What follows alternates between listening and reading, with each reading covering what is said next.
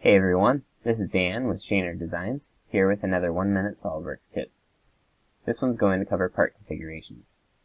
Configurations are really useful anytime you have different versions of a part or assembly. This video focuses on parts, but the concept is the same for assemblies. I'm starting out with a part that I'm calling Workpiece. As you can see in the model tree, this is just a simple extrude right now.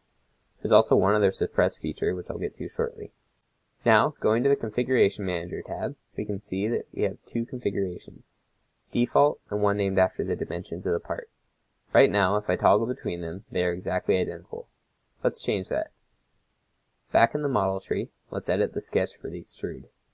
If I select the link dimension, I can change what configuration it's linked to, like this. I want any changes I make to only affect the current configuration, so I check this box. Now, I'm going to change the length to 2 inches. If I toggle between the two configurations now, the dimensions of the part change. Now I'm going to unsuppress the whole feature in the default configuration. Let's see what happens. As you can see, the suppression status of that feature is configuration specific. If you have parts with the same shape, you can make each part unique by changing sketch dimensions of one feature. If you have parts that are different shapes or have different features, you can simply create additional features and suppress or unsuppress as needed. Well, that's it for this video. Hopefully you found this helpful, and as always, please rate and subscribe.